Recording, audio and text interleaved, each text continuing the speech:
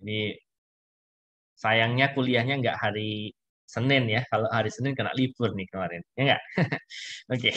Tapi ya nggak apa-apa kan. Daripada itu ujung-ujungnya kan nanti ditunda ya. Good. Kita lanjutkan ya. Jadi benda tegar ini ya. Bukan benda milik tegar ya. Tapi benda tegar itu benda yang kira-kira bentuknya itu tetap atau berubah nih. Kalau teman-teman lihat dari namanya tegar ini. Ya. Tetap atau berubah. Kalau bendanya Tetap, Pak. tetap ya. Jadi bendanya itu rigid, rigid itu kuat gitu ya. Nah, ibaratnya kalau misalkan apa namanya kita tekan gitu bentuknya tidak berubah gitu ya. Beda dengan fluida atau air gitu ya. Kalau kita pressing itu dia akan berubah. Jadi benda tegar itu punya beberapa keistimewaan. Jadi bentuknya tetap. Kira-kira bentuknya apa nih? Padat, cair, gas?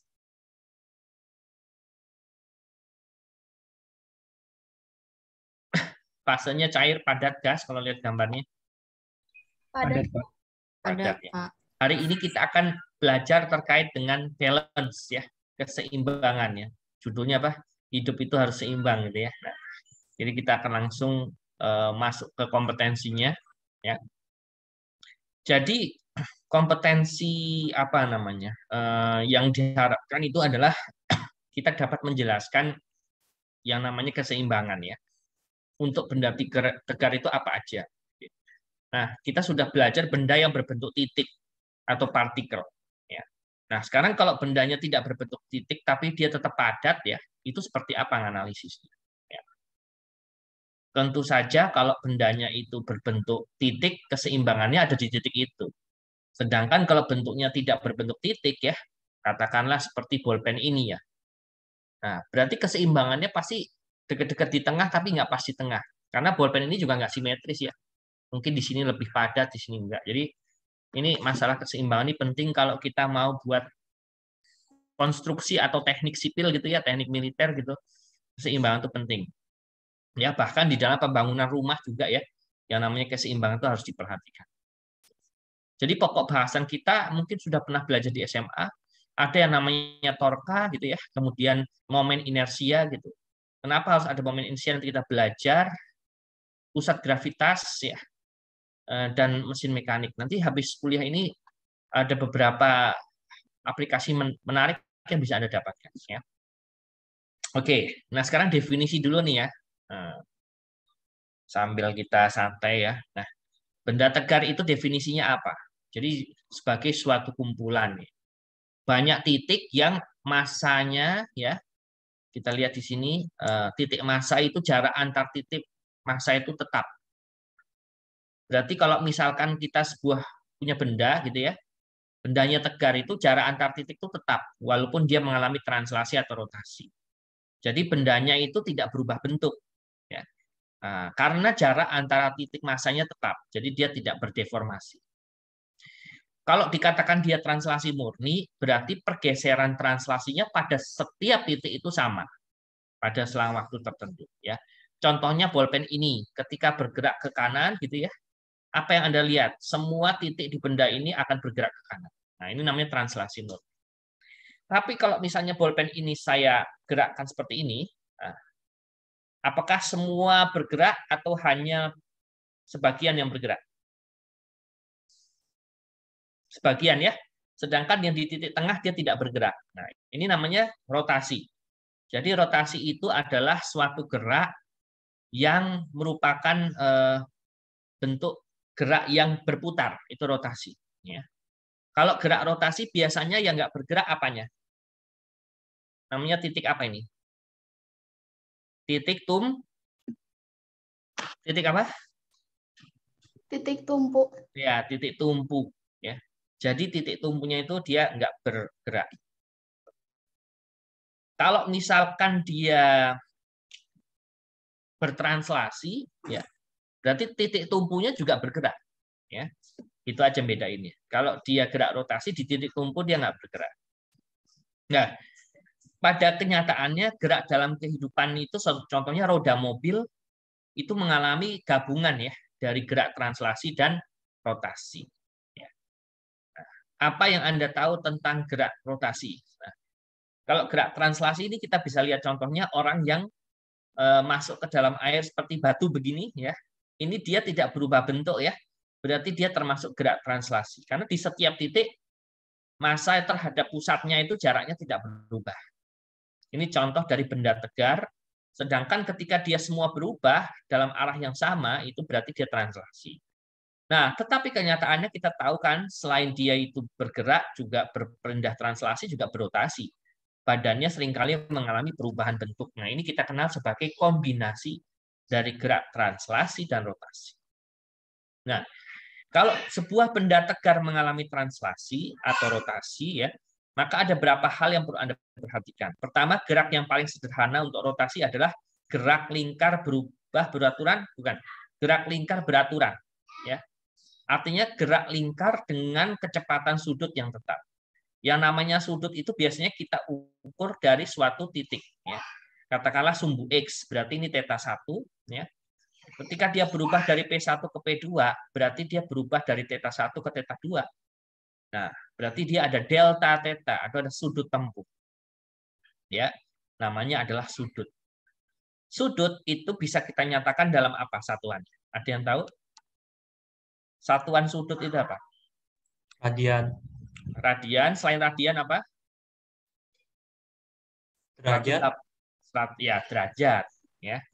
Nah, bedanya apa derajat sama radian? Tahu hubungannya doang sih Pak. Kalau bedanya mungkin cuma beda penulisannya doang, cuma tahu hubungannya doang. Kalau derajat itu kan berarti dinyatakan sebagai satuan konvensi di mana satu putaran itu 360 derajat. Betul? Jadi kita bagi lingkaran dengan 360 itu konvensi itu derajat. Sedangkan radian itu keuntungannya apa? Radian itu keuntungannya langsung dalam perbandingannya dengan dengan R. R itu apa? Jari-jari pada lingkaran. Jari-jari. Ya toh? Jadi kalau satu keliling lingkaran ada yang tahu rumusnya? 2πr. Ya, 2πr. Jadi kalau suatu roda sudah menempuh satu keliling lingkaran itu dalam radian berapa? 2π radian. 2π radian. Artinya misalnya jari-jarinya 1 meter, berarti dalam satu kali putaran dia menempuh 2π kali 1 meter, yaitu 6,28 meter. Benar? Kalau jarak radiusnya 1 meter.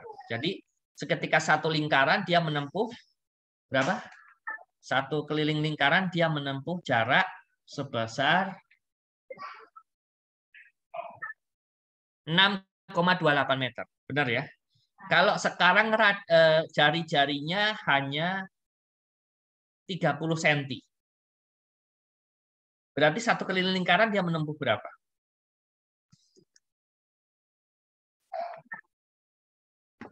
Kalau 30 cm. 60π cm. Iya. Berarti dia menempuh sebesar 6,28 dikali 0,3, betul? Karena kan 2π dikali R ya, R-nya 0,3. Jadi jumlahnya adalah lebih kecil dari 6,28. Nah, sekarang kenapa kita menggunakan radian? Ada yang tahu nggak? Ada yang tahu kenapa kita menggunakan radian bukan menggunakan derajat? Karena apa?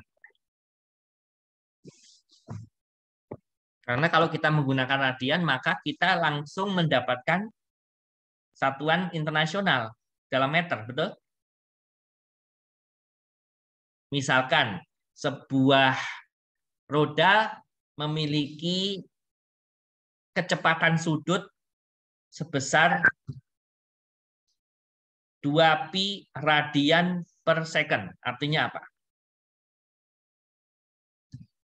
Dalam satu detik dia berputar satu lingkaran penuh, ya, seperti itu. Ya. Kan enak, satuannya langsung dalam meter, betul nggak? Karena dia sudah radian, maka satuannya langsung dalam meter. Ya kan? Tapi kalau dalam derajat, sebuah roda berputar sebesar 360 derajat dalam 1 detik. Nah, berarti jarak tempuhnya apakah 360 meter? Benar nggak? Kalau misalnya dia jari-jarinya 1 meter. Kalau dia berputar 1 keliling lingkaran, apa benar 360 kali 1? Tidak, Pak. Tidak, tapi 6,28, benar? Iya. Nah, jadi kalau kamu pakai radian, itu hasilnya langsung dalam jarak. Nggak usah kamu konvensi derajat lagi, nggak usah. Karena sudah dalam radian. Jadi radian itu satuan internasional. Ya. Maksudnya dia tidak memiliki dimensi, karena radian itu nggak berdimensi. Radian itu bukan meter ya. Radian itu nggak berdimensi. Ya. Nah, jadi sudut ya itu nggak punya dimensi walaupun dinyatakan dalam radian. Dimensi kecepatan sudut berapa?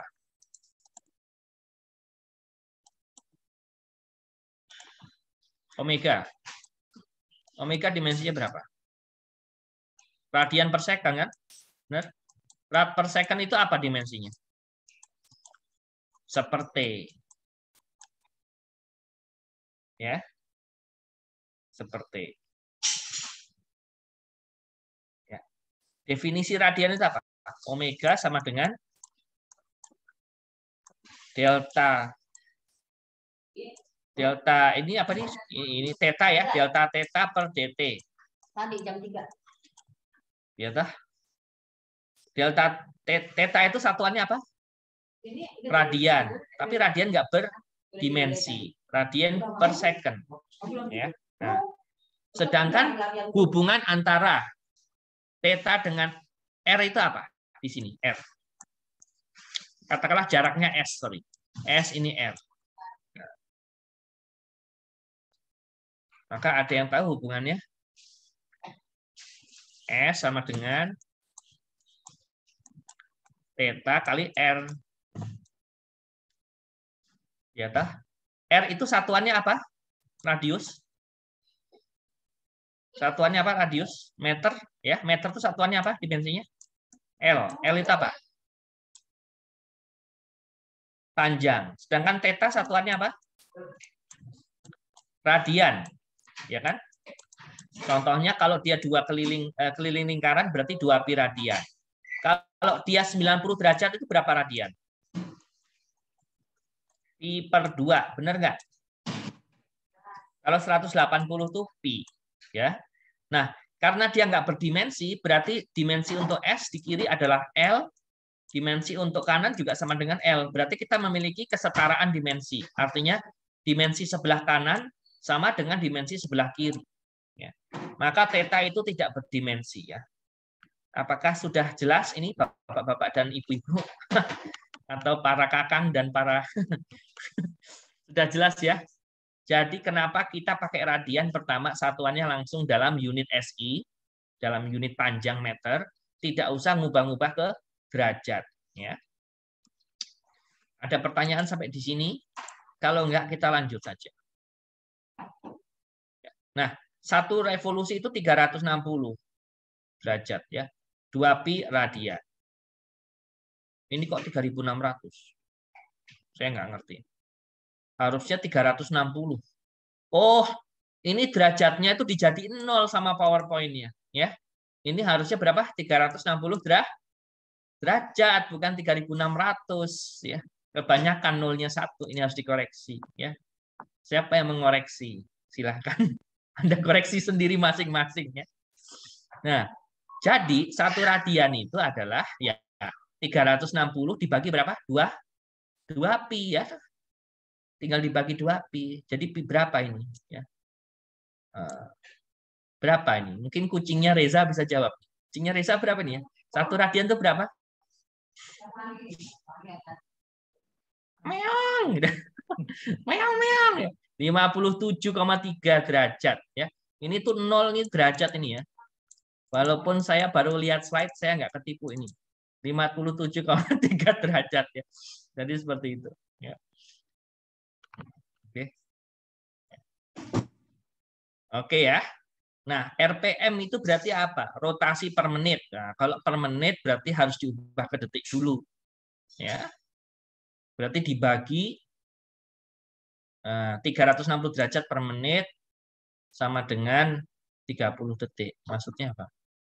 Oh iya, ini dari radian per detik ya. Jadi kalau per menit dibagi 60 lagi. Ya. Misalnya 60 rotasi per menit, berarti kan 1 rotasi per detik. Ya udah dibagi 60. Oke. Nah, sekarang ada yang namanya analogi. Ya. Definisi dulu nih. Definisi dari kecepatan sudut, yaitu sejauh mana dia berputar itu kecepatannya. Ya. Yaitu berapa theta dalam waktu tertentu. Sedangkan percepatan sudut itu lambangnya alfa. Beda ya sama A ya. Alfa. Yaitu omega dibagi delta T. Ya kan? Nah, delta omega dibagi delta T. Yang satu satuannya radius per detik, yang ini satuannya radius per detik kuadrat.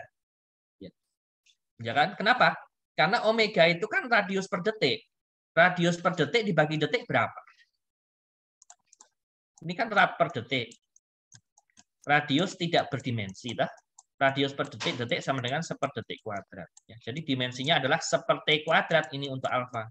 Oke. Ya. Ya, kalau geraknya beraturan, ya berarti apanya yang tetap? V-nya tetap ya, omeganya tetap. Berarti apa? Omega tetap ya, tinggal rumus GLB aja, tapi untuk rotasi.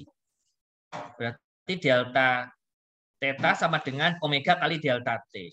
Maka dapatlah rumus ini. Dari sini ya langsung ya. Dari definisi langsung dipindahin ya, langsung dipindahin. Ya, langsung dipindahin ininya. Jadi Mas delta theta itu ya sama dengan theta minus theta 0 kan. Jadi kan kita punya omega itu saya tulis W ya, sorry saya nggak bisa nulis ya. Delta theta ya, delta theta itu saya anggap 0 aja ya. Bagi dt ya. Berarti W sama dengan omega sama dengan theta minus theta 0 ya. Ya, ini dikali dengan delta T. Maka kita dapat rumus theta sama dengan delta 0 plus omega T ya. Dengan asumsi bahwa T0-nya sama dengan 0 ya. Dan ya gini aja. Nah, kalau dicari kecepatan sesaat, berarti sesaat itu artinya apa? Pada saat selang waktunya sangat kecil, yaitu limit delta T menuju 0. Anda sudah tahu, ini kalau dikalkulus jadi apa? Ayo. Ini kalau dikalkulus ada yang tahu definisi apa ini? Limit ini kalkulus nama nih? Sudah belajar kalkulus? Ini jadi gimana rumusnya kalau dikasih notasi kalkulus? Deltanya jadi apa? Jadi gini kan? Benar nggak? Ini kan notasi apa?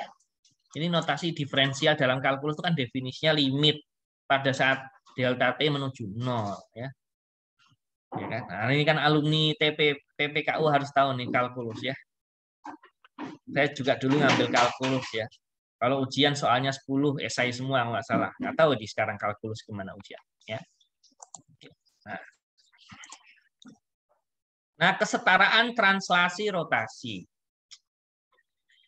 Jadi kita punya beberapa analogi ya. Kalau misalnya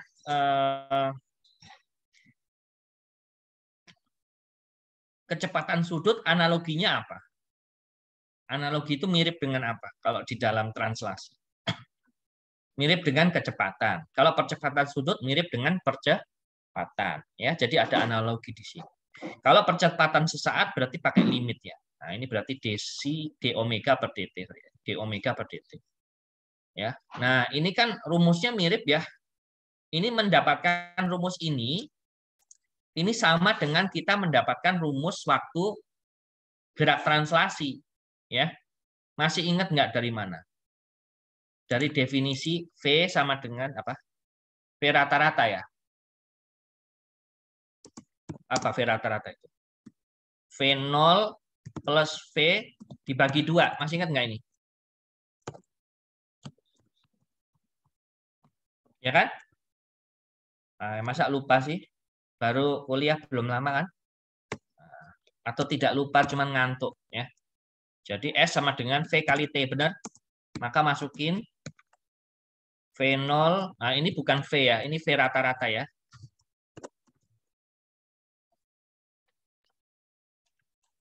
V0 plus V bagi 2 kali apa? Kali T, begitu tah? Terus kalau nggak salah, V-nya dimasukin definisi tah? V sama dengan V0 plus AT, benar nggak? Masa lupa GLBB? Ya. Terus V-nya dimasukin ke rumus yang di atas ini, masukin ke sini. Nah, sama kalau di gerak rotasi sama, cuman bedanya bukan V rata-rata tapi omega rata-rata. Ininya saya ganti omega, ini saya ganti omega, ini saya ganti omega, ini saya ganti omega. T-nya tetap, ini bukan S tapi theta. Ini jadi omega, ini jadi omega, ini jadi apa? Jadi alfa. Ya, ini jadi omega. Maka saya dapat rumus ini langsung ya. Nah, ini rumusnya langsung dapat yang ini. Terus kalau dimasukin lagi ke sini nanti bisa dicari jaraknya dapat ini. Jadi sama kayak gerak translasi dapetinnya. Ya. Karena saking samanya itu langsung bisa Anda tidak usah menurunkan, tapi lihat tabel di sini. Di tabel ini disajikan kesetaraan antara gerak translasi dan rotasi. Jadi kalau di rumusnya translasi V di sini tinggal diganti omega X theta. Tapi ingat, ini ada penurunannya. Penurunannya sama. Penurunannya mirip. Ya. Sama-sama bermula dari apa? Definisi. Yang beda apa? Yang beda adalah apanya yang beda? Parameternya doang, ya. X jadi apa? Theta. V jadi omega. A jadi alfa. Sama aja dah. Penurunannya mirip. Sama-sama bermula definisinya. Beda apa? Parameternya. Cara penurunannya juga sama. Yang satu pakai kecepatan rata-rata, yang satu pakai kecepatan sudut rata-rata. Ya. Nah, apalagi sekarang yang beda? Gaya menjadi torka, ya kan?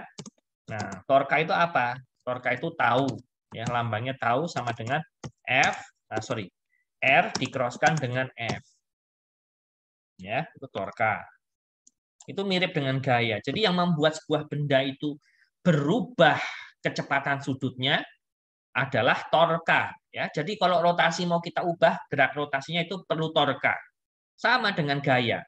Cuman bedanya ini untuk rotasi. Kan gitu aja, nggak usah takut. Nah, kalau massa itu apa? Di translasi itu. Karena semua titik bergerak dengan jarak yang sama, maka cukup kita meninjau massa sebagai inersia. Inersia translasi. Nah, kalau di rotasi, ya, itu kalau di rotasi namanya inersia translasi apa? Keengganan untuk berubah gerak. Namanya bukan M kalau di rotasi, tapi I, yaitu apa? Momen inersia. Kenapa I? Ayo, kenapa I bukan M? Karena di rotasi tidak semua titik bergerak dengan perpindahan yang sama. Ini kuncinya. Kenapa kita nggak bisa membuat untuk rotasi itu inersianya itu adalah sebagai M, tapi kenapa harus I? Ya karena dia tidak, setiap titik tidak bergerak dengan perpindahan yang sama. Karena itu penting untuk memperhatikan jari-jari dan bentuknya. Contohnya apa? Kalau bola yang kosong, yang padat atau kejal dengan bola yang berongga, itu sama nggak pada saat dia berputar itunya, inersianya, momen inersianya? Tidak sama. Begitu juga ban mobil yang memiliki jari-jari besar dan kecil tidak sama ya momen inersianya. Momen inersianya itu apa berarti? Keengganan untuk berubah gerak rotasi kan gitu tuh. Jadi sama ya. Inersia translasi tapi ini sekarang untuk analoginya untuk rotasi. Itu tuh.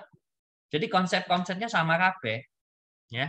Sama semua. Cuman bedanya ada momen inersia ya. Nah, gimana caranya? Bagaimana mencari momen inersia untuk berbagai bentuk? Ada yang tahu? Dari definisi ya, definisi momen inersia adalah somasi atau somasi dari mr kuadrat. Nah, itu somasi dari mr kuadrat, saudara-saudara ya. Berarti integral itu ya. Kalau di dalam kalkulus itu integral. Integral terhadap volume. Ya.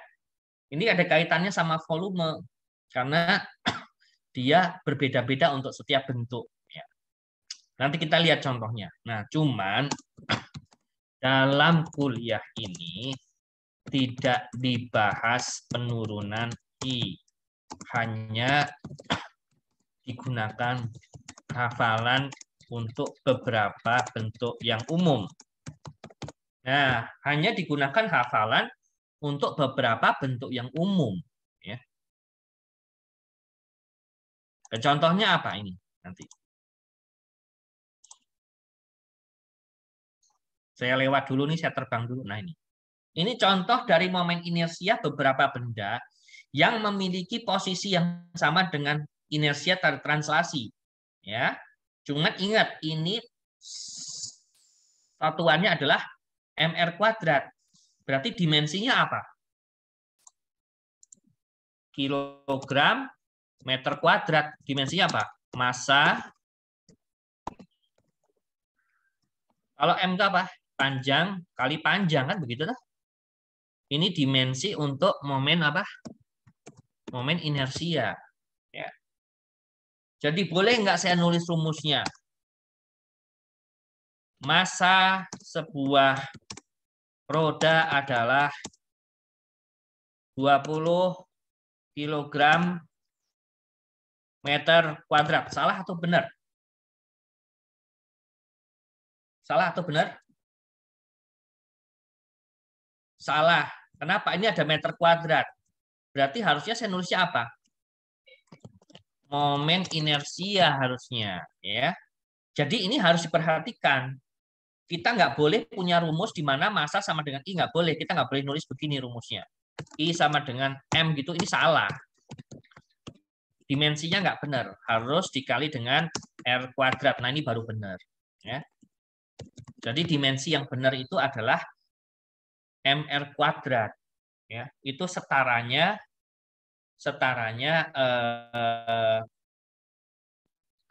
untuk rotasi. Nah, kenapa kok mr kuadrat? Ada yang tahu nggak dari mana? Dari dimensi torka sama dengan gaya atau panjang kali gaya. Ya.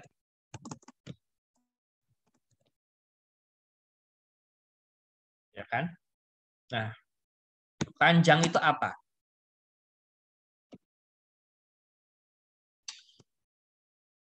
L, ya. Gaya itu bisa jadi gini. Jadi dimensi untuk torka itu mr kuadrat ini ada alasannya ya. Karena nanti kita menggunakan ya satuan gaya itu kan Newton ya, kilogram meter per second kuadrat. Nah, coba Anda perhatikan di sini. Ya. Nah, berarti di sini ya. Ini ada L-nya dikali L. Berarti ini sama dengan kita punya kilogram meter kuadrat, ya kan? Mana sih nulis pangkat itu? Kalau di sini nggak dikasih pangkat ya nih. Ya, per second kuadrat. Nah, itu kan? Jadi di torka ini di sini kita kenal ini adalah momen inersianya nih di sini, kilogram meter kuadrat. Ya. Ya. Terus kita tahu ada rumus apa di hukum Newton 2? Gaya sama dengan M kali A. Berarti di sini harus kalau torka itu tahu sama dengan masanya kali alfa. Nah, ini belum benar ini. Karena alfanya itu dimensinya apa? Alfa itu dimensinya adalah, ada yang tahu? Radian per sekon kuadrat per T, ya, atau T pangkat minus 2. Nah, ini T pangkat minus 2. Berarti kalau M salah, satuannya harus apa? Nih, torka biar sama ya. Tahu ya, torka ya, harus sama. Oh, berarti di sini diganti bukan M tapi I. Di mana I itu supaya dimensinya benar,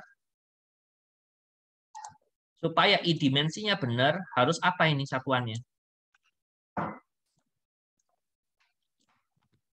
Massa L kuadrat. Maka satuan momen inersia yang benar itu adalah ya yang ini tadi. Ini satuan momen inersia. Ya.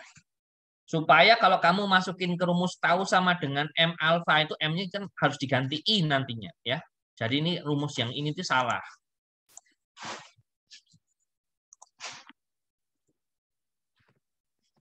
Yang benar itu yang bawah. Kenapa? Karena M-nya nggak boleh, harus diganti I. Sedangkan I itu adalah MR kuadrat. Nah, ini baru benar. Ya. Baru benar. Sesuai dengan definisi torka. Ya. Oke. Apakah bisa dipahami nih? Reza, bisa kamu pahami? Reza? Bisa, Pak. Ya, supaya kesetaraan kita terjaga. Karena tahu itu R kali F. Supaya tuh M-nya itu setara itu harus diganti I supaya dimensinya benar ya. Oke. Kalau di SMA itu saya ingat benar. Belajar rotasi tiba-tiba kita dikasih momen inersia, dikasih alfa, tahu torka tanpa kita tahu itu apa. Nah, kalau sama saya itu saya jelasin ya. Walaupun ujung-ujungnya juga belum tentu tahu Anda ya. Tapi paling nggak saya jelasin gitu loh. Ya. Minimal bagi yang lainnya bisa memahami ya. Oke, gimana ini dari teman-teman yang lain? Apakah sampai di sini cukup jelas? Gimana dan Fahdilah? Apakah sudah cukup jelas? Lumayan, Pak. Ya, kamu kelihatannya nggak capek, itu rahasianya apa? Tidur. Ya, makanya tidur itu bagus ya. Yang penting bangun pada waktunya, ya kan? Iya, Kalau Pak. tidur ya, ya udah. Jadi saya Ada pelan-pelan jeda ya. sejam tadi, Pak. Apalagi tidurnya pules ya. Nah, yang sehat itu sehari tidur sejam kan emang ya, tidur siang ya. Oke, makasih. Jadi gitu ya, saya pelan-pelan nanti recordingnya bisa dilihat lagi. Dimasukkan dalam Google Drive. Ya. Jadi belajar fisika itu enjoy dan nikmatin. Semakin kita memahami, semakin nikmat itu. Ya. Nanti modalnya apa? Minimal mengelesin adik kelas ya. Ya. Oke. Karena keseimbangan, ya. Yang namanya keseimbangan itu kalau di hukum translasi cuman ada 2 atau 3, yaitu keseimbangan terhadap F ya. Kalau 3 dimensi berarti keseimbangannya adalah Fx sama dengan Fy sama dengan Fz, ini harus 0. Itu namanya keseimbangan translasi. Translasi apa definisinya? Ayo. Keseimbangan translasi itu apa? Benda tidak berubah gerak. Benar nggak? Dari mana? Dari hukum Newton yang keberapa? Kalau sigma F-nya 0? Ke 1. Ya. Berarti keseimbangan translasi itu artinya benda tidak berubah gerak. Gitu loh. Ya. Nah, sekarang kalau torkanya itu sama dengan 0 ya. Ini ada semua, ini ada sigma ya. Semua ada sigmanya ya. Sigma, sorry saya nggak bisa nulis sigma ya. Jadi kalau sigma torkanya itu sama dengan 0, itu artinya apa?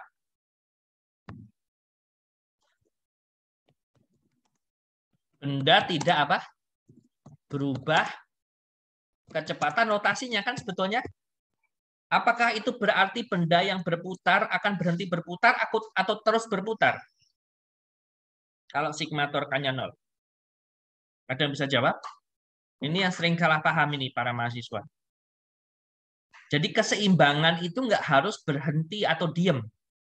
Tapi keseimbangan itu artinya mengikuti hukum Newton ke-1. Dia akan mempertahankan gerak. Ngerti nggak maksud saya? Cuman dalam kebanyakan kasus, karena dosen itu baik-baik, nggak mau killer, contoh soal yang dikeluarkan itu benda dalam keadaan diam. Maka benda dalam keadaan diam, jika torkanya itu 0 sigmanya, dia akan tetap diam. Betul? Ya, karena dosennya nggak mau ngasih soal yang susah. Kalau ngasih soal susah, buat aja contoh benda yang sudah berputar dengan kecepatan sudut tetap. Maka jika sigma torkanya 0, dia akan tetap berputar dengan sigma yang sama. Dengan omega yang sama maksudnya. Ya. Jadi maksud saya itu loh, keseimbangan itu nggak berarti diem, tapi kecepatannya tidak berubah. Kecepatan sudutnya tidak berubah. Jadi diam itu hanya special case yang sering dikeluarkan di ujian. Ya. Jadi hati-hati ya.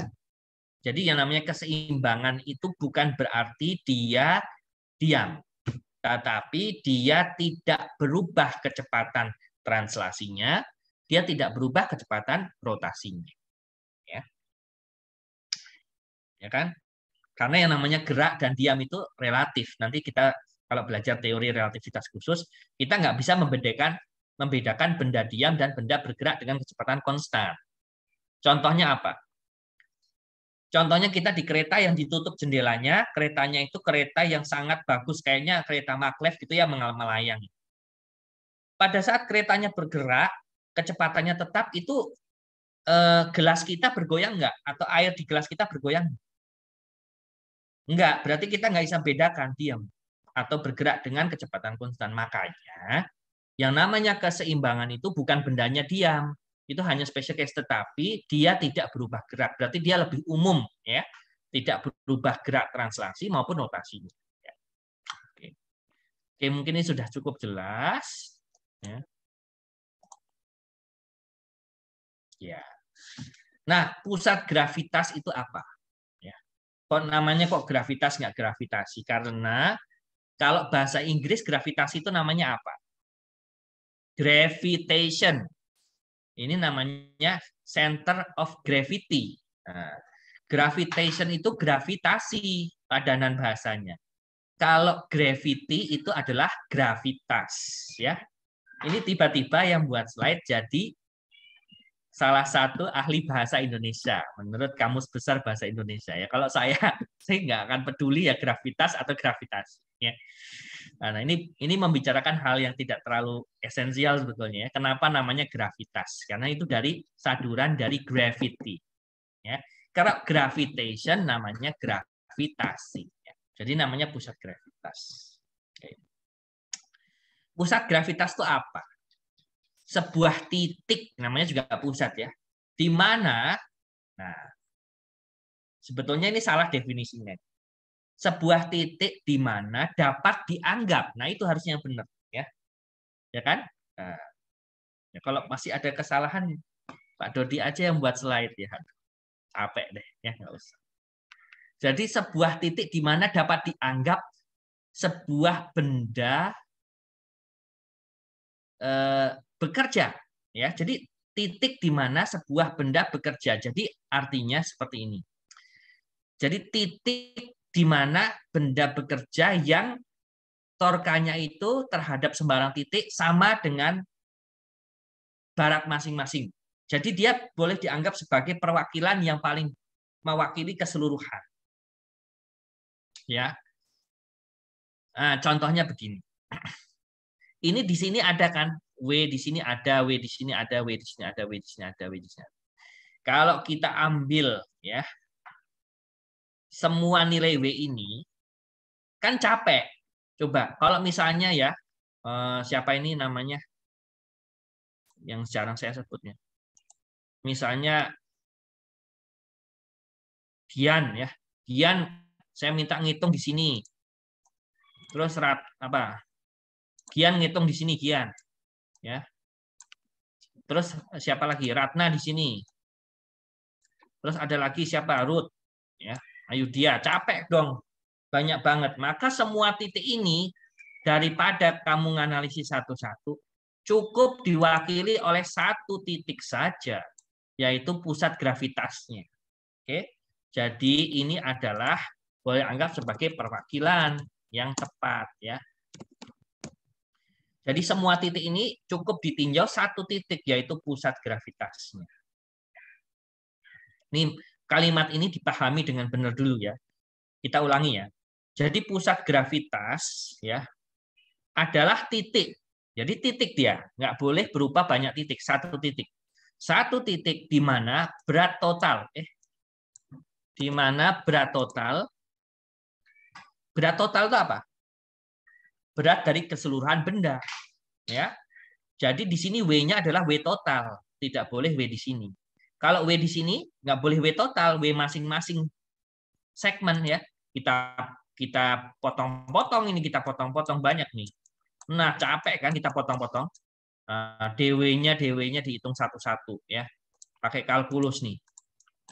Makanya nanti definisi pusat gravitas bisa dilihat penjumlahan dari semua titik-titik kecil ini. Ya, harus dijumlahkan ini. Semua kotak dijumlahkan. Ya, apa hasilnya? Benar? Benar, tapi capek, ya. Benar tapi capek. Daripada semua titik-titik kecil yang kamu jumlahkan, kamu ambil satu perwakilan yang tepat, dan itulah pusat gravitasnya. Maka di pusat gravitas berlaku yang namanya berat total. Ya. Jadi berat total sebuah benda itu dapat dianggap bekerja situ. Dapat dianggap ya. Bukan berarti berat totalnya ada di situ. Oke, boleh nggak saya maksudnya gini. Jadi bukan berarti bahwa kalau kita punya benda itu berat totalnya ada di tengah. Enggak. Berat totalnya itu ada di semua segmen nih teman-teman. Semua segmen yang kecil-kecil itu semua itu ada beratnya. Berat totalnya itu gimana? Ya berat total adalah jumlah dari semua berat. Benar nggak logikanya? Berat total sebuah mobil itu semua bannya kamu jumlahin. Semua pintu kamu jumlahin. Semua kaca kamu jumlahin. Itu dapat berat total. Benar nggak? Berat total itu jumlah dari komponen. Ya. Nah, pusat gravitasi adalah sebuah titik di mana dapat dianggap. Nah, dapat dianggap bahwa berat total jadi apa? Boleh diwakili, tapi bukan berarti, kan begitu toh? Ya. Ya, jadi kalau kita jadi saintis itu harus precise ya dalam definisi. Ya, jadi definisi di sini masih kurang tepat. Jadi di mana berat total dapat dianggapnya ada di titik tersebut, ya. Tentu saja berat totalnya harus dijumlahin tadi harusnya, kan? Tapi capek, ya. Jadi kita boleh asumsikan ini, ya. Nah, supaya apakah berat totalnya itu selalu ada di tengah? Ya, tentu saja tidak. Kalau bendanya nggak homogen seperti spidol saya, pusat gravitasnya nggak pas di tengah. Ya.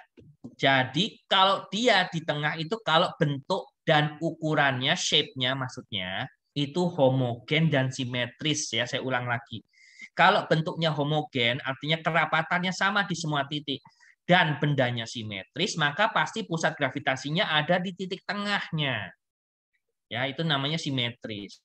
Tapi kalau nggak simetris, ya nggak di tengah. Ya. Jadi, itulah definisi dari pusat gravitas. Ya. Seolah-olah seluruh beban totalnya itu ada di titik itu. Ya.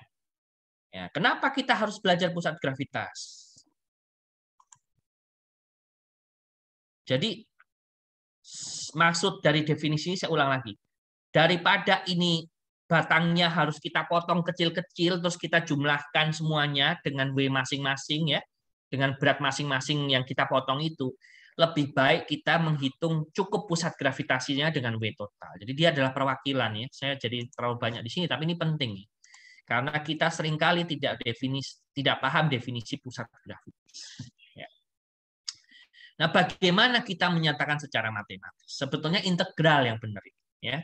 Integral itu adalah menjumlahkan potongan yang kecil. Nah, jadi yang benar adalah integral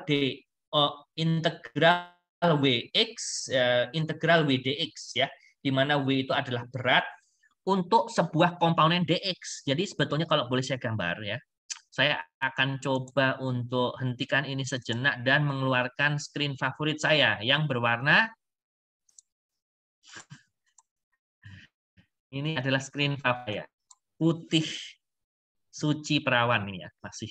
Jadi ini ya, ini adalah slide favorit. Oke, nah kenapa? Karena saya bebas berkreasi, nggak diganggu oleh siapapun. Ya. Saya mau gambar ini, nah, bebas ya. Oke, nah ini ceritanya batang kayu homogen. Kemudian saya ingin menghitung ya torka nanti ya kan. Nah saya bisa caranya menghitung berat totalnya. Oke, berat totalnya gimana cara ngitungnya? Ya, apa yang saya lakukan? Saya potong-potong kecil-kecil ini.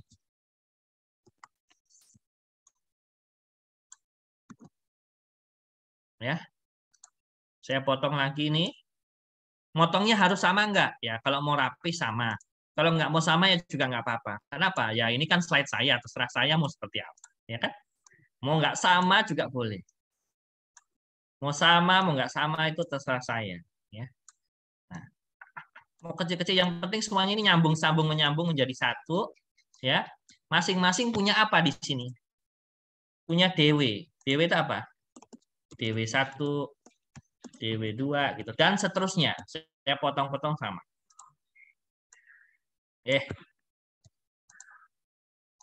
Oke. Berarti ada banyak DW di situ ya.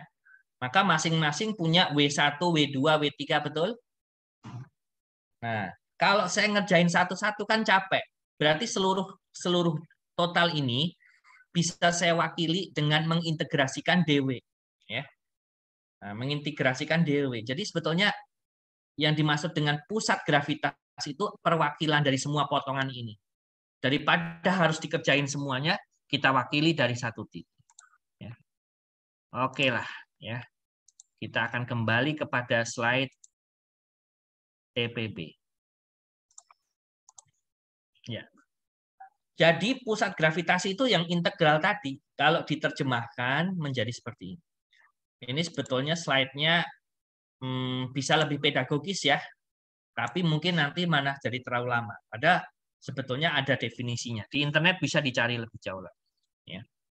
Saya dulu kalau belajar fisika itu langsung dari bukunya Halliday Resnick ini. Dulu bukunya nggak sekecil ini, tapi tebel gitu bukunya. Gede gitu bahasa Inggris. Ya. Fotokopi. Kenapa? Karena saya nggak mampu beli yang aslinya. Jadi saya beli yang fotokopian. Terus saya bawa waktu itu pulangnya naik angkot. Ya. Ya, itu menjelaskan kenapa saya waktu kuliah nggak punya pacar itu ya. Mungkin lihat saya bawa kayak gitu berarti takut. Ya. Ya. Jadi kemudian saya pulang ke rumah dan saya baca itu. Saya kenapa dulu senang banget belajar karena saya memang sudah dari sananya itu settingannya mau jadi ilmuwan. Jadi saya kalau kamu tanya kenapa banyak orang ilmuwan itu kok kerjaannya nggak, kalau kerjanya enjoy gitu. Kamu lihat YouTube deh. Jawaban mereka itu mereka nggak bisa jelasin udah dari sononya. Jadi dari kecil itu dia suka baca. Dia sudah punya rasa, dia punya jiwa saintis itu dari kecil. Ya. Nah, jadi sebetulnya gimana kalau Anda kok kayak saya nggak cocok jadi ilmuwan? Jangan-jangan bukan karena Anda nggak suka baca sih, tapi mungkin jiwa masa kecil Anda itu tertutupi gitu loh, ya, oleh noda gitu ya, noda, bukan dosa ya, noda ya. Ya. Jadi saya yakin kamu kalau pas kecil pasti ingin tahu ya, benar nggak? Kamu kalau kecil pasti kalau kakakmu, adikmu megang sesuatu, kamu pengen tahu dia tuh lagi megang apa, betul? Kalau dia makan jajanan, kamu pasti pengen jajan yang sama. Maksudnya kamu punya ingin tahu. Nah, ingin tahunya itu sebetulnya sudah naluri orang gitu loh. Jadi kalau kamu bisa mendapatkan rasa ingin tahu kamu itu, kamu otomatis tuh kamu pasti suka baca. Coba kamu nggak percaya, ya. Kalau kamu itu baca novel yang kamu suka gimana? Pasti kamu baca dari awal sampai habis, kayak Da Vinci Code gitu. Kamu pasti baca dari awal sampai habis. Mungkin seminggu kamu selesai, 2 hari kamu selesai. Nah, kalau baca buku fisika nggak bisa kayak Da Vinci Code, itu berarti ada sesuatu yang membuat kamu itu dulunya suka jadi nggak suka gitu. Ya, mungkin kamu kurang baca cerita para ilmuwan, kamu kurang baca cerita-cerita seru para fisikawan. Misalnya kamu baca ceritanya Albert Einstein, gimana dia menemukan teori gravitasinya. Wah, kalau kamu baca itu, aku yakin kamu pasti suka fisika.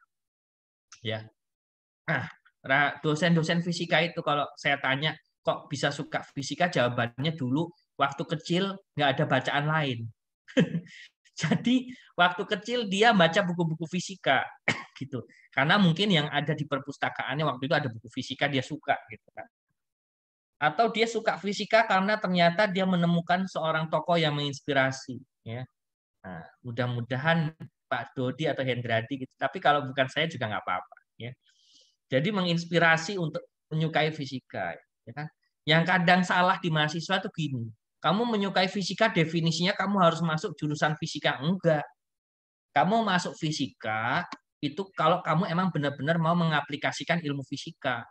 Tapi kalau kamu pingin sekedar suka dan kamu bisa mengembangkan fisika di dalam bidang kerja kamu nggak perlu jadi fisikawan. Kamu cukup jadi mahasiswa yang memiliki kesukaan terhadap fisika. Jadi suka fisika itu bukan monopoli mahasiswa fisika. Itu mahasiswa TPB, PPKU semua boleh menyukai fisika. Nah, kalau kamu udah suka fisika, nggak usah saya ajarin juga kamu udah dapat nilai A nanti. Kamu belajar sendiri. Ya. Jadi gimana caranya supaya kamu bisa menemukan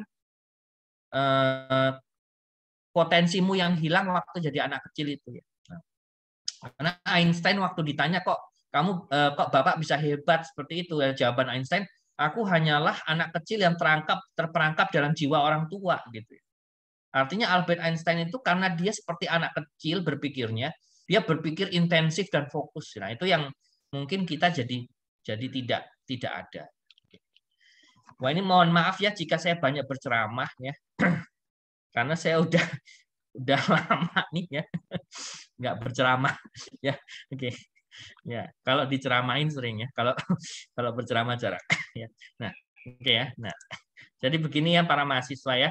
Sukailah apa yang menjadi mata kuliah yang kamu ambil. Sukailah dengan segala cara kamu baca buku atau apa ya. Nah, itu. Kalau saya dulu caranya baca buku ya. Oke, ya. Jadi ini gini. Kalau mencari pusat gravitasi berarti W-nya itu kamu jumlahin semua, kalikan dengan X-nya itu dihitung dari titik tumpu ya. Ya. Jadi ini lihat apanya dimensinya ya. Kalau kamu lihat dimensinya ini kecoret ini.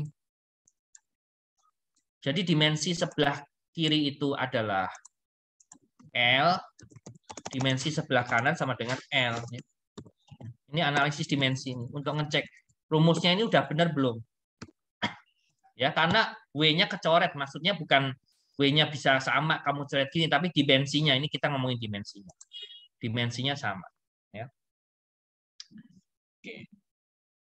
Ya. Jadi dihitung dari titik tumpu, ya. Oke. Nah, sekarang mesin mekanik. Apa yang dimaksud dengan mesin mekanik? Mesin mekanik itu adalah mesin yang memberikan keuntungan tertentu di mana gaya keluaran lebih besar dari gaya masukan. Ini saya kasih contoh yang paling sederhana, yaitu pengungkit yang paling sederhana itu sebuah kayu yang di sini ada batu, kemudian ini lantainya saya gambar pakai warna apa, lantai itu warna tanah itu coklat. Di sini ada dua jarak, yaitu jarak yang pertama saya kasih warna hijau, warna hijau ya.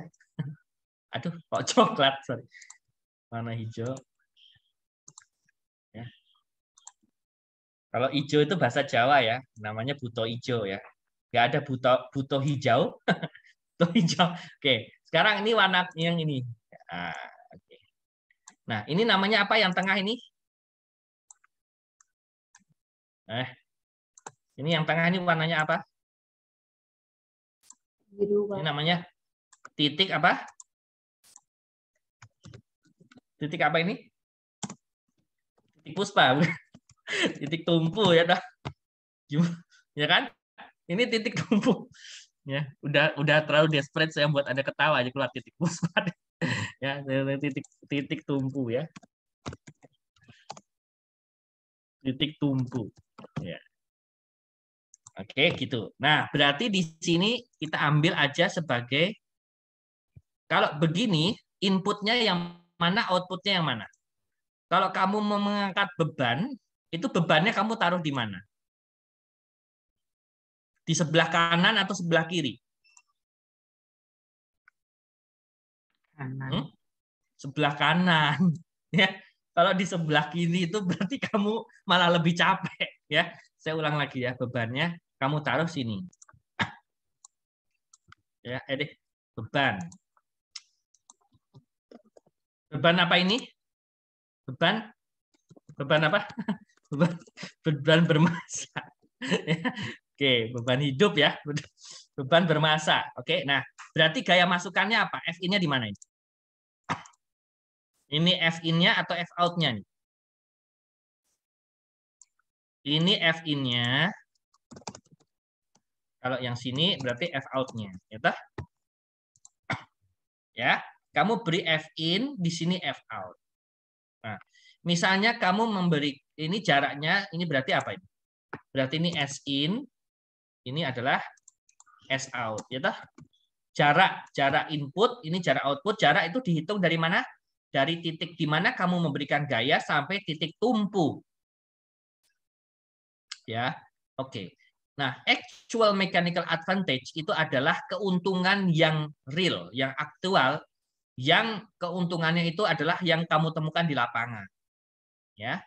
Berarti kalau kamu kasih di sini 500, ternyata yang keluar adalah katakanlah 900, ya. Berarti berapa keuntungannya? Keuntungannya 900 dibagi 500, benar nggak?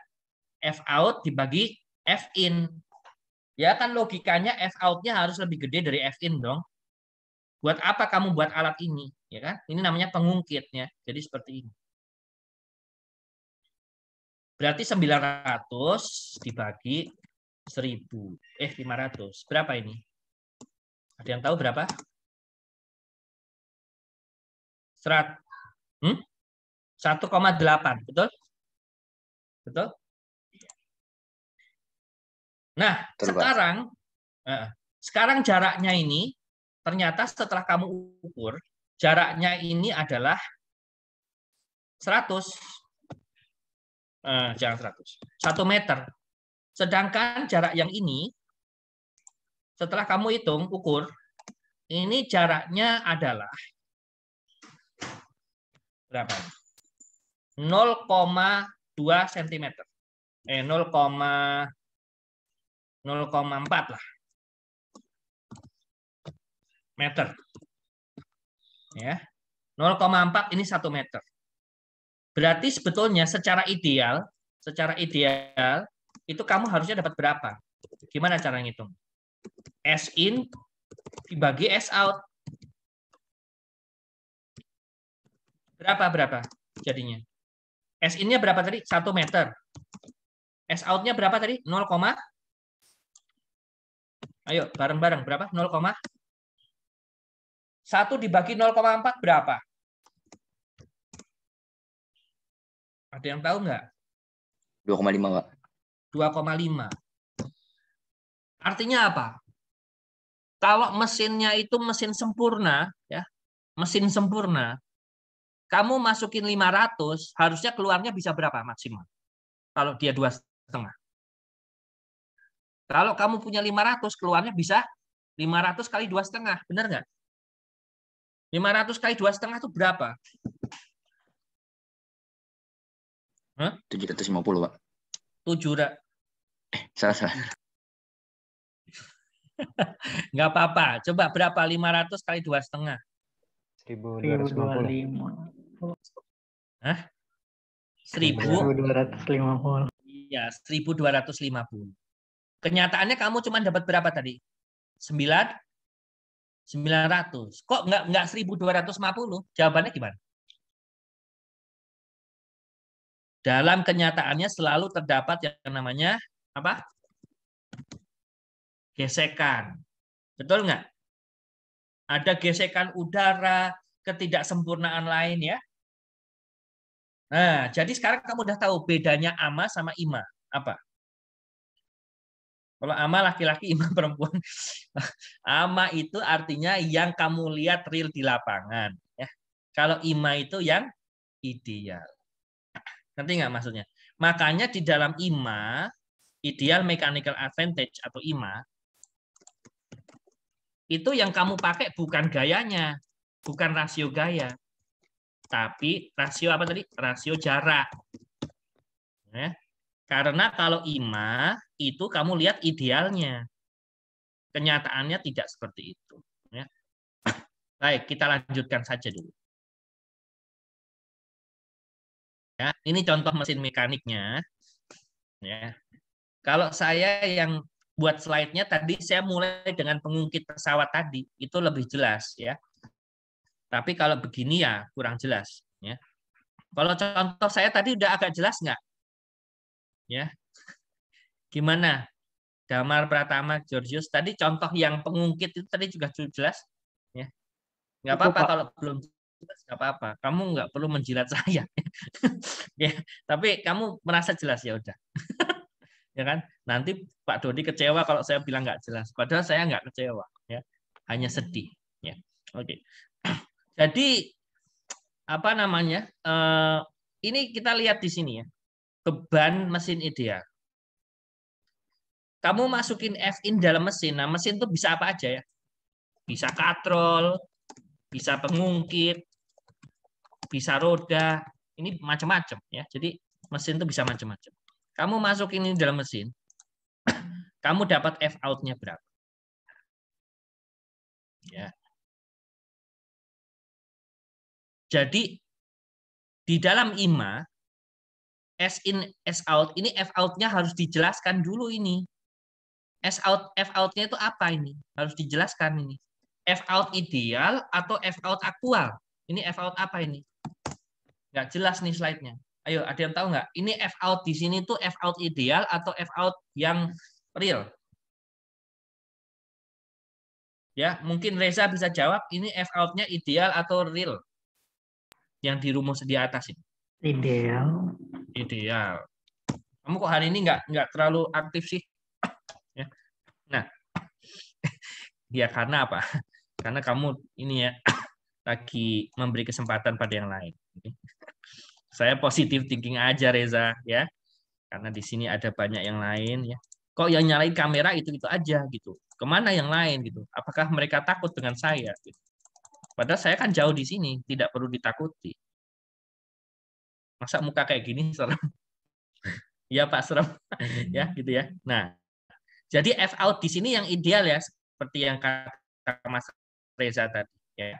Hati-hati ini F out-nya ideal ya, bukan yang real. Kalau yang ama ini F out-nya gimana ini sekarang? Saya mau tanya Rafif Rabani. Kalau yang ama ini F out-nya yang real atau enggak? Atau ideal? Ayo. Mana Rafif Rabani? Yang real. Yang real. Jadi kamu udah tahu ya bedanya ya. Kalau yang ama itu dipakai F-nya yang real, kalau yang ima itu F-nya ideal. Makanya biasanya kalau di ama itu apa yang diketahui? F out dan F in atau S in dan S out kalau ama? Out dan F in. Ya, F out dan F in. Pinter kamu. Kalau ima itu yang diketahui F out F in atau S in S out biasanya. S in S out. Ya udah bubar kuliahnya, nggak usah ngajar. Bener semua 100 buat kamu ya. Udah nggak usah ngajar saya ini ya. Saya tuh ngajar buat apa? Ya. Jadi udah pada tahu itu ya. Oke, ya. Ya kan? Jadi ya begitu ya. Jadi ini kelasnya banyak anak pinter di sini ya. Ada Reza, ada Rafif, ada George, ada yang lain ya. Ada Ruth juga ini kok dari tadi Ruth-nya kamera mati terus nih. Kenapa Ruth? Ya. Ya. Yang lain kok pada mati kameranya. Ini ada apa nih? Karena ini takut ketahuan lagi tidur ya. Nah. Ya. Oke. Jadi Gunanya apa kita ngitung ama ima? Untuk mengetahui efisiensi. Jadi efisiensi itu seberapa dekat sebuah mesin dengan 100%-nya ideal. Berarti yang tadi masih ingat yang pengungkit saya, efisiensinya sama dengan 900 dibagi 1,250. Ingat nggak? Yang tadi, yang pengungkit tadi. Ya, yang kita ukur 900. Berarti efisiensinya berapa? Dalam persen. Ada nggak yang bisa ngitung pakai kalkulator berapa efisiensi mesin tadi? 900 dibagi 1,250. Berapa itu? Coba kalkulatornya keluarkan. Berapa jawabannya? Berapa persen efisiensi pengungkit tadi yang kayu sederhana? 72%, Pak. Iya, 72%. Dia sedekat itu dengan idealnya. Ya. Jadi efisiensi maksimumnya berapa? 100%. Itu nggak mungkin ya, karena gesekannya selalu ada. Udah ya, jadi kamu udah bisa ngitung gimana mencari F out dan F in. Ingat, selalu dihitung dari titik tumpu. Ya, titik tumpunya ini harus diperhatikan posisinya. Ya. Dihitungnya dari titik tumpu. Sekarang kalau bidang miring gimana? Kalau bidang miring, gaya yang jadi masukan itu gaya dorong kan? Maka F in-nya itu yang ini. Sedangkan F out-nya apa? Adalah W, ya enggak? Jadi, kalau kamu menghitung AMA, apa yang harus kamu ketahui kalau kamu menghitung AMA? F in-nya harus kamu ketahui. Kalau tahu F in, bisa cari AMA. Ya. Nah, kalau mau cari IMA, gimana caranya?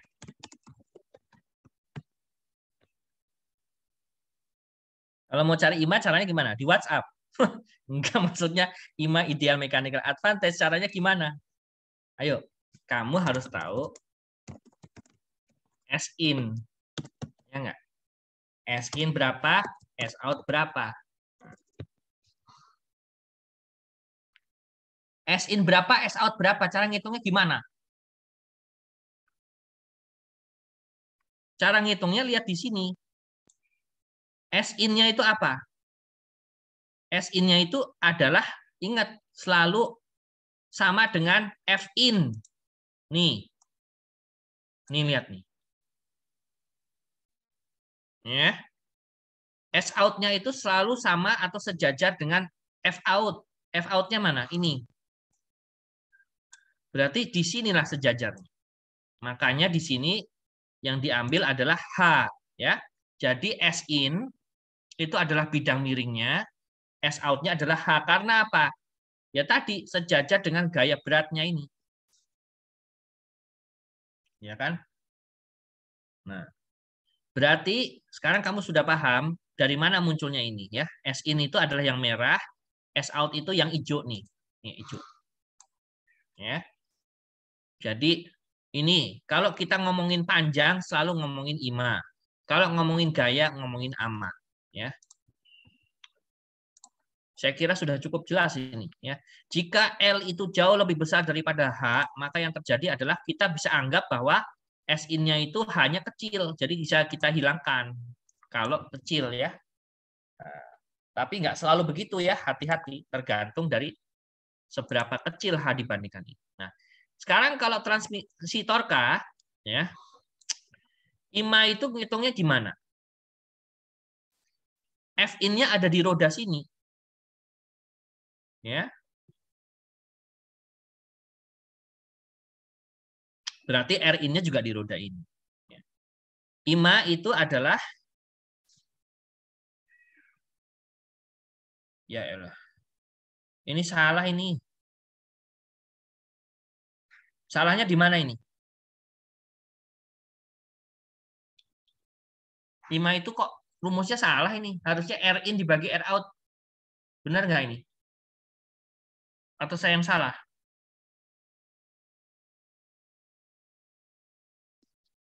Kok R out dibagi R in coba? Di mana-mana IMA itu S in dibagi S out.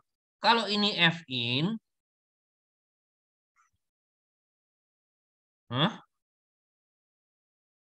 kalau R out dibagi R in kurang dari 1 atau lebih dari 1?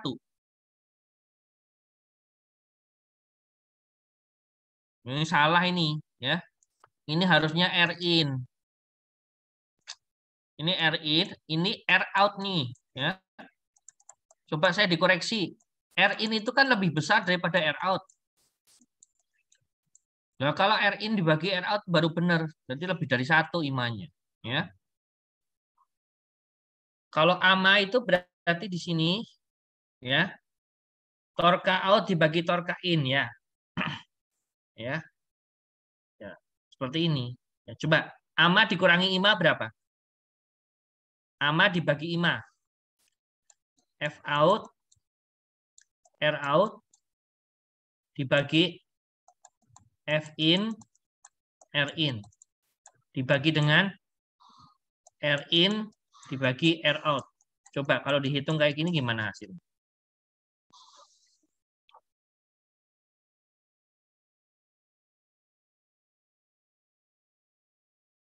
Ya udah benar ini. Ya. Ya. Jadi tadi kebalik. Oke. Oke. Oke, sampai di sini ada pertanyaan. Ini slide-nya sudah beres ya. Sekarang kita lihat lagi apakah ada masih soal-soal. Kalau ada yang mau bertanya boleh menyalakan speakernya ya. Kurs IPB Asia ini.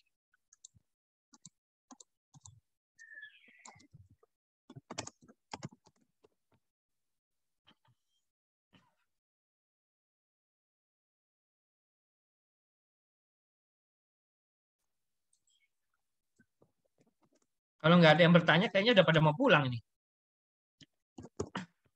Ada sudah pada di rumah ya. Misi Pak, izin bertanya. Ya silakan. Saya masih gimana ya? Masih penasaran untuk bidang miring yang IMA itu saya sekilas keingetan kayak gimana ya? Keingetan sama 1% itu apa hubungannya ya Pak? 1%. 1% itu apa? Kosekan ya? Yang IMA di bidang miring. Maksudnya saya ada kayak gimana ya? Perbandingan antara sisi miring dengan sisi depannya. Oh, kita coba ya. Kita coba pakai slide ini ya. Slide favorit saya dulu ya. Nah. Oke. Saya gambar bidang miringnya buat kamu ya. Pakai warna merah aja biar kamu takut ya. Jadi saya. Nah, terus saya buat baloknya. Oke. Baloknya saya buat pakai warna hitam aja. Biar tambah takut ya. Oke. Nah, oke, ya jangan takut ya, ini cuma bercanda doang. Oke. Nah, berarti di sini kita punya massa. Nah, terus kan kamu kasih gaya. Gayanya itu arahnya seperti ini, ya toh? Terus di sini ini adalah sebagai F in. Ya, ini udah nggak masalah. Ya. F in. Nah, F out ya. F out-nya itu yang kamu bingung kenapa F out-nya arahnya ke bawah atau apa? Saya nggak ngerti pertanyaan kamu. F out itu arah itu maksudnya itu perbandingan kayak kalau misalkan itu benar segitiga itu kan ada L atau ada H itu. Yang bagian atas itu kan L kuadrat ditambah H kuadrat diakarin. Itu kan sama aja panjang dari sisi miringnya itu. Berarti sisi miring dibagi sisi depan itu. Itu kan kalau di trigonometri itu sebutannya kosekan. Itu apa hubungannya IMA dengan kosekan itu ya di bidang miring? Oh, ada kaitannya ya? Apa cuma kebetulan gitu Pak? Atau cuma kebetulan aja? Jangan-jangan ada kaitannya. Mari kita hitung ya. Oke. Kan kalau misalnya kayak gini kita introduce yang namanya theta, gitu. Ini kan R kan? R itu sama dengan akar Pitagoras ya. L kuadrat plus H kuadrat. Benar nggak? Iya, Pak. Ini sama dengan S in ya. S in tuh ini adalah S out. Ya, mari kita kerjakan ya seperti yang kamu minta. Kalau AMA, ini kamu nyariin IMA atau AMA? Coba, IMA berarti IMA. sama dengan ya S in dibagi S out kan? Berarti sama dengan apa? Akar L kuadrat plus H kuadrat dibagi dengan H kuadrat. Enggak, dibagi dengan H. Nah, terus kalau misalkan ini H ini dalam trigonometri, ini kan maksudnya berarti kamu bisa nulis sebagai R sin theta, benar nggak? Iya, Pak. Soalnya ntar kalau dibalik luas jadi 1%. Ya, ini kamu maksudnya tuh R-nya, ini kan sama dengan R toh. Ini jadi hanya R sin theta begitu toh. Berarti R-nya kecoret. Ya kan gitu toh. Berarti sama dengan 1 per sin theta. Nah, ngerti nggak maksudnya? Ini yang kamu tanyakan. Iya. Ini yang kamu tanyakan. Iya, karena nanti R-nya kecoret. Karena ini kan kalau ini R berarti ini adalah R sin theta, betul? Benar, Pak. Iya. Itu yang kamu mau tanyakan. Iya, Pak. Ya, jadi ya IMA itu boleh kamu nyatakan langsung ngitung 1/sin theta. Cuman kamu kan di fisika ini kita belajar apa ini? Kita belajar konsep, ya. Jadi artinya kamu harus tahu rumus ini berasal dari mana ya. Tidak boleh kita terlalu mengandalkan rumus cepat, ya. Walaupun kalau udah kepepet, ya udah ditanya IMA langsung kasus ini 1/sin theta. Tapi ini semua ada asal usulnya, ya. Oke, bagus pertanyaannya. Sudah menjawab pertanyaannya? Sudah, Pak. Sudah ya. Berarti saya kembali ke sebentar. Saya tuh mau lihat di bab 5 itu di kurs IPB itu ada itu enggak sih? Ada soal-soal latihannya enggak? Coba.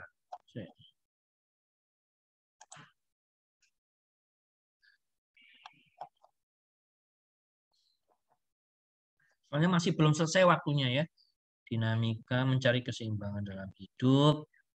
Oh, cuma ada tugas mandiri, belum ada soal-soal. Belum ada ini. Ya udah. Jadi gini ya. Kamu sambil coba cari soal-soal latihannya ini ya. Soal-soal latihan. Kalau nggak salah, kalau yang di sini malah ada soal-soal latihan, Pak. Nah, saya kan ngajar kelas internasional juga nih. Jangan-jangan ada soal latihannya sebentar.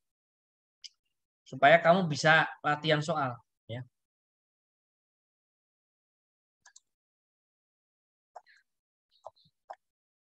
Keseimbangan badan tegak.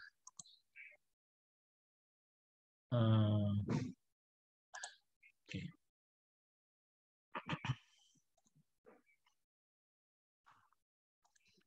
Sebentar, saudara-saudara semua.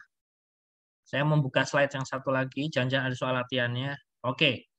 Ini ada soal latihannya karena kita belum habis waktunya. Saya share screen dulu sedikit, boleh ya? 5 menit. Boleh nggak? Boleh, Pak. Nah, ini contoh soal latihan masih bahasa Inggris, sorry ya. Soalnya ini kelas internasional. Ya. Nah, ini contoh soal ya. Ini katrol. Nah, katrol itu, ya, itu cara menentukan IMA dan AMA-nya gimana? Kalau ini, kamu tahu informasi ini, kira-kira kamu bisa nyari apanya?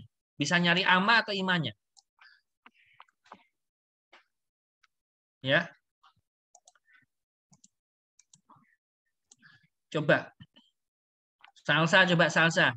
Salsa kamu lihat di sini. Halo, Salsa? Halo, Salsa? Iya, Pak. Kaget ya? Nah, kamu cari apa sih kalau udah informasi ini? Kamu tahu gaya apa ini? Gaya input sama apa ini? Gaya input berarti ini gaya output. Berarti kamu bisa nyari IMA atau nyari AMA ini? Coba, rumus yang IMA sama AMA bedanya di mana?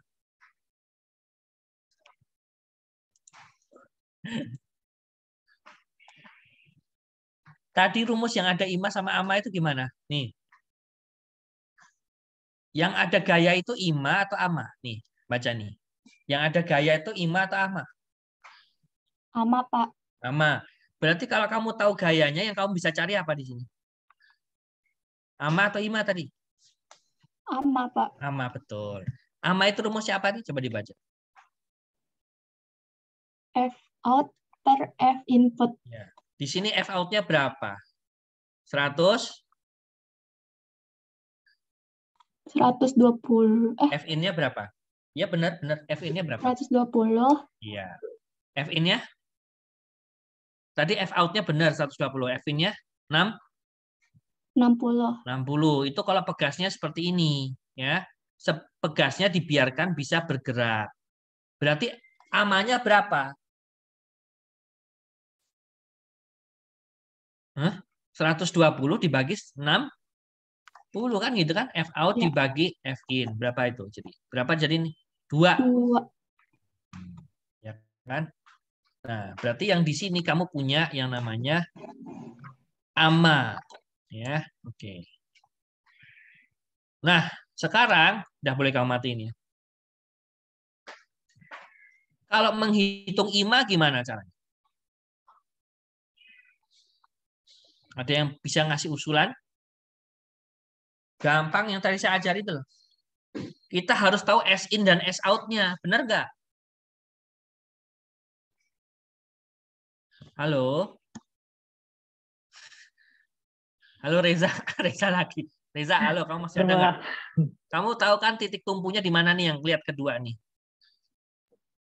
Titik tumpu. Ya. Titik tumpunya ada di atas ini, benar nggak? Yang di dekat sama ini. Nih, benar nggak titik tumpu?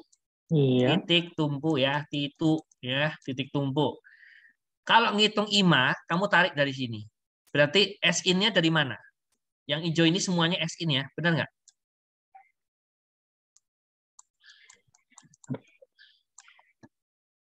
Nah, kalau S out-nya dari mana ke mana, Reza? Dari titu ke tengah sini, benar nggak? Iya. Iya, kan sama dengan ini. Ini F out, ini F in. Ini sama dengan katrol yang kamu rentangkan. Di sini titik tumpunya, di yang merah ini titu tuh yang ini. Ya, di sini katrolnya ada di sini. Ini katrol kamu rentangin, ngerti nggak maksudnya saya rentangin? Jadi katrolnya tuh kamu panjangin kayak ular gitu, panjangin ya. Berarti S in itu dari mana? Dari titik sini ke sini itu S in. Berarti yang sini ke sini S out. Ya. Gimana ngitung IMA, Reza? Ngitung IMA, Reza? S in per S out. Ya udah. Berarti kalau S in-nya 4, S out-nya itu 1, berapa? IMA-nya? Hah? Yang 4. 4. Ya udah, berarti kamu udah paham. Ngerti ya? Gitu ya caranya ya. Kalau katrol itu dilihat dari titik sini, S in, S out-nya itu di situ. Ya udah, harus pada ngerti. Nah, ya. Seperti ini. Apa ini?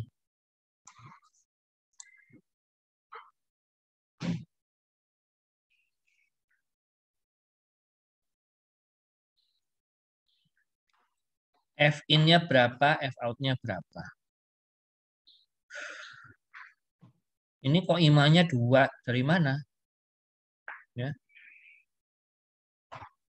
IMA-nya itu 2 kalau diketahui ya bahwa panjang ini sama dengan panjang ini. Ini kok ngaco ini. Ya. Harusnya di sini nih. Ngitung S in-nya sampai sini, S out-nya sampai sini. Aku nggak yakin ini 2. Ya. Aku nggak yakin soal ini benar. Ya. Jawabnya maksudnya. Ya. Harusnya tingginya sama nih. Set gini. Kalau tingginya sama, berarti kan S in-nya 2 kali S out. S out kan pasti tengah-tengah. Ya.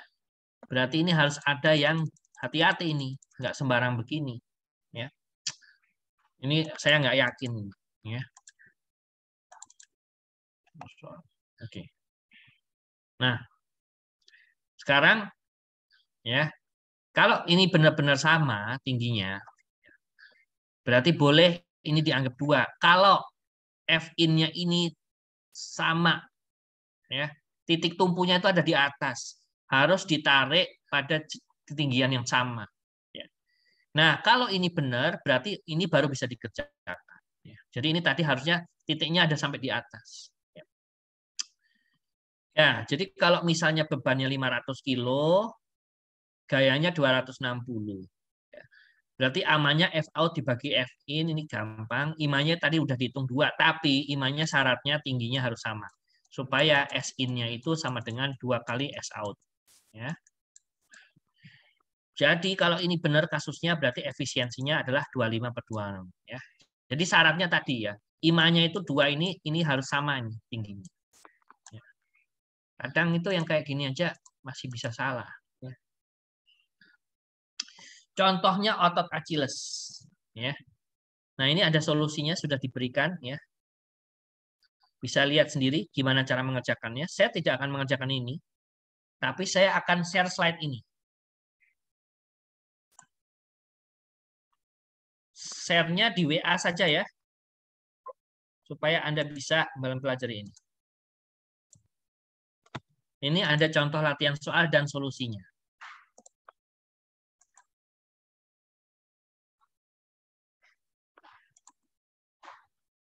Baik, ada pertanyaan sampai di sini? Kalau nggak ada pertanyaan, berarti kita sudahi perkuliahan ini. Ya. Gimana? Bagian yang nggak jelas di perkuliahan ini, mohon dipelajari lagi. Ya.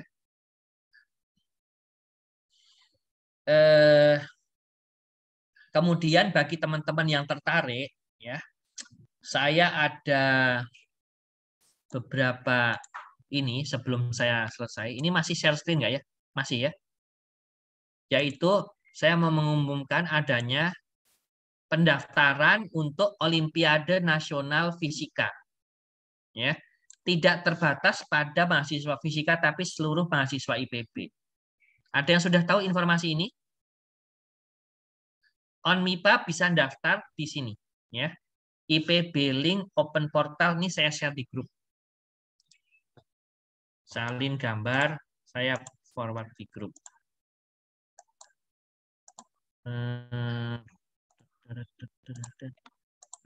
Ya. Saat ini yang mendaftar baru 14 orang. Kalau di kelas ini ada orang-orang pinter ya, pasti ada ya. Banyak nih yang pinter, cuman nggak mau muncul ini ya. Salah satunya yang punya kucing itu tadi. Ya. Itu silahkan mendaftar ya. Nanti saya akan melatih Anda untuk mendapatkan medali ya. Boleh daftar di sini. Gunanya apa? Bisa klaim SKS, bisa jadi terkenal ya. Biasanya kalau dapat medali itu karirnya cemerlang ya. Jadi silakan. Masih dibuka kesempatan sampai tanggal 2 Maret sampai besok ya. Jadi langsung saja yang mau ikut Olimpiade daftar di sini. Kalau kalah nggak rugi, kalau menang dapat medali emas plus duit ya. Juaranya dapat 5 juta. Juara 3 dapat 2 juta ya. Oke, silakan yang mau daftar. Ini boleh di-share ke teman-teman TPB yang lain ya. Jadi tidak terbatas. Nanti diseleksi. Dari 14 plus yang Anda daftar itu akan diambil 10. Ya. Materinya tidak jauh dari mekanika ya. Nanti ada tahap seleksi. Tahap seleksinya nanti akan diumumkan kemudian. Nanti kita membuat grup WA seluruh peserta yang mendaftar. Jadi kalau ada 30 orang nanti semua masuk, nanti ujiannya bareng, nanti diambil 10 orang kan dilombakan ya. Jadi Anda jurusannya nggak harus fisika, mana aja boleh ikut. Ya. Nanti akan di-trainer oleh, kalau Anda lolos yang 10 orang itu, nanti trainernya salah satunya adalah para dosen fisika termasuk saya, plus nanti dari kakak kelas alumni peraih medali perak akan saya panggil ya. perak ya, perak. Medali perak saya panggil ya, untuk melatih Anda semua yang lolos di 10 orang itu. Oke, nah silakan ya, terbuka untuk umum. Oke, ya. Baik, dengan demikian selesai sudah kuliah kita. Sampai jumpa minggu depan. Jangan lupa ya untuk selalu menjadi ya menemukan seperti anak kecil itu lagi ya. Apa? Temukanlah kebahagiaan dalam belajar, rasa ingin tahu. Terima kasih. Assalamualaikum warahmatullahi wabarakatuh.